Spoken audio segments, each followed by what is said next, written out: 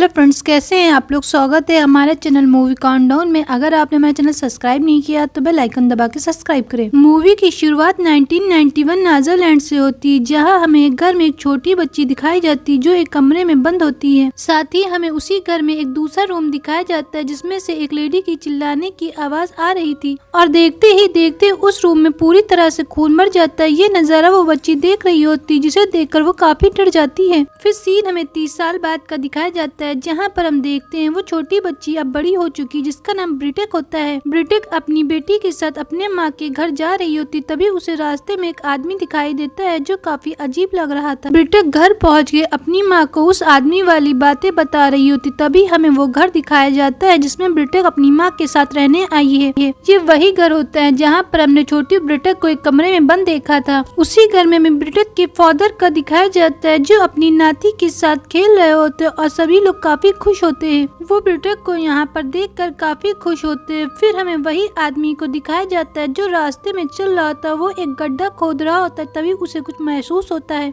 वो आदमी दलदल के अंदर खुदाई कर रहा होता है, तभी उसके सामने कुछ मौजूद होता है और सुबह का सीन हमें दिखाया जाता है जहाँ पर हम देखते हैं उस आदमी की मौत हो चुकी थी। उस आदमी को चेक करने के लिए पुलिस आती और हम देखते हैं ये सब ब्रिटेक देख रही होती, तभी वहाँ पर आर्कियोलॉजिस्ट बुलाया जाता है जिसका नाम जेम्स होता है। आर्कियोलॉजिस्ट जेम्स को इसलिए बुलाया जाता है कि उस शहर में बहुत सारी पुरानी लाशें मिल रही थी। जब जेम्स उस लाश को देखने जाता है तो उसे अजीब लगता है क्योंकि वो लाशें काफी बुरी तरह से होती हैं। वहीं दूसरी तरफ ब्रिटेक के घर का दिखाया जाता है जहाँ पर उसकी माँ को अजीब सपने आ रहे होते हैं, तो ब्रिटेक अपनी माँ को जगाती है। अपनी माँ को जगाने के बाद ब्रिटेक जब नीचे जाती है तो उसे महसूस होता है कि उसके घर के आसपास कोई टहल रहा है। फिर हमें मॉर्निंग का सीन दिखाया जाता है जहाँ पर हम देखते हैं ब्रिटेक उसी जगह पे जाती है और जेम्स से मिलती है। ब्रिटेक जेम्स को बताती है कि उसने इस आदमी को 2-3 दिन पहले किसी जंगल के रास्ते पे चलते हुए देखा था। इसके बाद हम देखते हैं ब्रिटेक अपनी माँ को लेकर साइकोलॉजिस्ट के पास जाती, जहाँ पर वो उनके सपने के बारे में उन्हें बताती, तो वो कहती कि उन्हें नींद न मिलने की वजह से ऐसे सपने आ रहे हैं। फिर ब्रिटेक घर आती, जहाँ पर हम देखते हैं जंगल में उसके पापा कुछ कैमरास लगा रहे होते हैं कि कोई इंसान यहाँ से गुजरे तो उनको कैमरे में पता चल जाए। ये सारी बातें वो अपने नाती को बता रहे होते हैं। वहीं दूसरी तरफ हमें ब्रिटेक दिखाई जाती है जो एक बार में जेम्स के साथ जाती है और उससे बातें करती है। फिर ब्रिटेक वापस घर जाती है जहाँ पर वो देखती है कि एक आदमी उसकी माँ को मार रहा है और वो उसको रोकने के लिए उसके ऊपर हैमर से वार करती। तभी वहाँ पर जेम्स को फोन करके बुलाया जाता है, जहाँ पर जेम्स बताता है कि ये आदमी उसकी ही टीम का है, लेकिन वो ऐसा कैसे कर सकता, वो बिल्कुल भी किसी को मार नहीं सकता है। ब्रिटेक इस घटना से काफी परेशान होती, जहाँ पर जेम्स उसके रूम में लेकर जाता और उसे समझाने की कोशिश करने लगता और हम देखते दोनों लोग काफी क्लोज हो जाते हैं। वहीं दूसरे रूम में हम देखते हैं ब्रिटेक के फादर अपनी वाइफ से कह रहे होते हैं कि वो वापस आ चुकी है। ये सुनने के बाद उसकी माँ बेहोश हो जाती है, जिसके बाद ब्रिटेक अपनी माँ को हॉस्पिटल लेकर जाती है जहाँ पर उसे एक अजीब सी लड़की देख रही होती है और ब्रिटेक जब लिफ्ट में जाती है तो लड़की भी उसके पीछे आ जाती है। वो ब्रिटेक से रोमानियन लैंग्वेज में कुछ बोलती है, जिसे सुनने के बाद लाइट चली जाती है लिफ्ट की और ब्रिटेक को उसके पीछे कुछ परछाई दिखने लगती, जिसके बाद वो घबरा कर बाहर निकल आती है। बाहर निकलने के बाद ब्रिटेक काफी परेशान होती है और वो अपनी गाड़ी में ट्रांसलेटर डाउनलोड करती और उस लड़की की बातों को लिखती है, जहाँ पर वो देखती उस लड़की ने बोला था कि वो कभी नहीं मर सकती है। ये देखकर वो और भी ज्यादा परेशान होती है। फिर वो जेम्स से मिलने जाती है और उसे वहाँ पर एक आदमी मिलता है बाहर का। वो उससे बताता है कि यहाँ पर बहुत सी अजीब सी घटनाएं हो रही हैं। वो उससे कहते हैं कि यहाँ पर जल्दी फेस्टिवल होने वाला है। जिसके बाद जेम्स और ब्रिटेन दोनों लोग बाहर जाने लगते हैं, तो ब्रिटेन जेम्स से कहती कि उसे उसी जगह पर ले जाए जहाँ पर उसे बहुत सारी लाशें मिली हैं,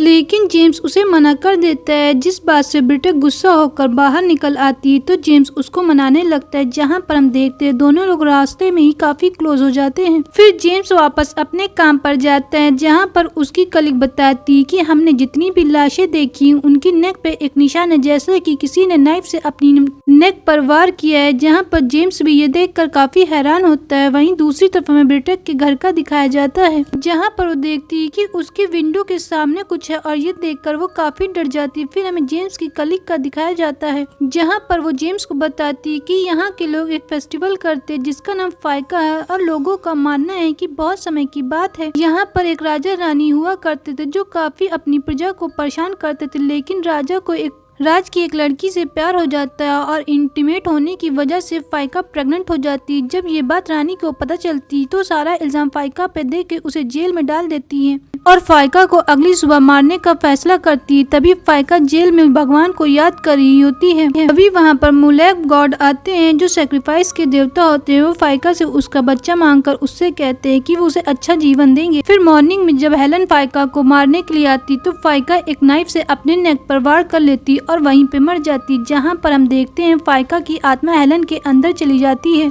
और फाइका हेलन की बॉडी के अंदर रहकर काफी अच्छी जिंदगी जीने लगती। तभी हम ब्रिटेक को देखते हैं जो देखती है कि उसकी बेटी ने एक पेंटिंग बनाई है। ये उसी लड़की की पेंटिंग बनी होती है जो ब्रिटेक को उसे लिफ्ट में मिली होती है। देखकर वो काफी हैरान होती और अपने घर जाती है। जब वो घर जाती है तो उसे पता चलता है कि उसके फादर के कैमरे में कुछ ऐसे रिकॉर्डिंग आई है, लेकिन जब वो लोग ओपन करते तो उसमें कुछ भी नहीं होता। ये देखकर वो दोनों काफी परेशान होते हैं। फिर ब्रिटेक साइकोलॉजिस्ट के पास जाती जहाँ पर वो उसे पुरानी यादों को याद करने के लिए कहते हैं। तो ब्रिटेक को 30 साल पहले की बात याद आती है जहाँ पर ब्रिटेक को याद आता है जो बचपन में औरत एक कमरे के अंदर चिल्ला रही होती वो ब्रिटेक की दादी होती और उसने अपने नेक पर वार किया था। इसके बाद वो जेम्स के ऑफिस जाती जहाँ पर वो उसी डेड बॉडी और लोगों के बारे में पता करने लगती जहाँ पर सभी ने नेक पर वार करके अपनी जान ली थी। वहीं हमें ब्रिटेक के घर का दिखाया जाता है जहाँ पर उसके फादर बाहर होते और उन्हें कुछ आत्माएं उसके घर की तरफ आती दिखाई देती तो भागते हुए अपने घर के अंदर जाकर रोकने की कोशिश करने लगते हैं। लेकिन हम देखते हैं ब्रिटेक के फादर आत्माओं के अंदर आ जाते हैं और वो अपनी वाइफ को मारने लगते। तभी वहाँ पर ब्रिटेक आकर अपनी माँ को बचाती है। जिसके बाद ब्रिटेक की माँ अंदर वाले रूम में चली जाती है तो ब्रिटेक के फादर भी उसका पीछा करते। जहाँ पर हम देखते हैं ब्रिटेक की माँ ने अपने हस्बैंड को मार दिया था फांसी लगाकर आत्माओं के जरिए से। जहाँ पर हम देखते हैं ब्रिटेक की माँ पूरी तरह आत्मा के कब्जे में होती हैं। वहीं दूसरी तरफ हम देखते हैं जेम्स को कुछ पता चलता है तो वो भी ब्रिटेक के घर की तरफ निकल जाता है। वहीं पर हम देखते हैं 30 साल पहले वाला नजारा। ब्रिटेक की बेटी अपने आप को एक कमरे में बंद करे होती और दूसरी तरफ हम देखते हैं ब्रिटेक की माँ ने अपनी बेटी को बेड से बांध दिया होता और उसके चारों तरफ आत्माएं होती। ब्रिटेक ये सब देख रही होती। तभी ब्रिटेक की माँ एक नाइफ लेती और अपनी नेक से काट लेती खुद को। ब्रिटेक की माँ की आवाजें उसकी बेटी सुन के काफी डर रही होती। फिर ब्रिटेक का दिखाया जाता है जहाँ पर रूम में वो देखती कि वही आत्मा आ जाती जो उसने लिफ्ट में देखी थी। आत्मा को देखकर ब्रिटेक अपने आप को बचाने की कोशिश कर रही होती। तभी हम देखते हैं जेम्स ब्रिटेक के घर पर पहुँच जाता है। तभी वहाँ से आत्मा गायब हो जाती है और जेम्स ब्रिटेक को बेड से खुलवाता है क्योंकि वो बंदी होती है। सब कुछ नॉर्मल हो जाता है। फिर सीन हमें कुछ दिन बाद दिखाया जाता है जहाँ पर हम देखते हैं ब्रिटेक मिलने जाती है जेम्स से एक बार में। दोनों लोग बातें करके काफी खुश होते। तभी जेम्स देखता है कि ब्रिटेक एक शुगर का पैकेट चुरा रही है। चीनी की चोरी करते हुए जेम्स को याद आता है कि ब्रिटेक ने उससे कहा था कि ऐसा काम उसकी माँ करती और उसे ये सब करना बिल्कुल भी पसंद नहीं है। ये सोचकर वो काफी परेशान होता है। फिर हमें ब्रिटेक के घर का दिखाया जाता है जो अपनी बेटी के साथ बैठी होती। तभी वो विंडो की तरफ देखती है जहाँ पर हम देखते हैं जो विंडो की तरफ आत्मा आई होती वो ब्रिटेक की होती और वो अपनी बेटी को देख रही थी। फिर हमें ब्रिटेक की बॉडी का दिखाया जाता है जहाँ पर हम देखते हैं कैफा ब्रिटेक की बॉडी के अंदर होती और वो उसकी बेटी के पास बैठी थी। ये सीन देखकर हमें पता चलता है कि ब्रिटेक बहुत पहले ही मर चुकी है और कैफा उसकी बेटी के पास बैठी है। ब्रिटेक की बेटी विंडो की तरफ देखती है और जहाँ पर उसे भी समझ में आ जाता है कि उसके पास फाइका ही बैठी है। और ये मूवी हमारी यहीं पे खत्म हो जाती है। अगर आपको हमारी मूवी पसंद आई तो लाइक करे, शेयर करे, सब्सक्राइब करना तो बिल्कुल भी ना भूले। अगर आपको कोरियन सीरियल का हिंदी में एक्सप्लेनेशन देखना है तो हमारा दूसरा चैनल है जिसका नाम एक्सप्लेन हिंदी है। लिंक आपको डिस्क्रिप्शन बॉक्स में मिल जाएगी, जाके सब्सक्राइब कर लें।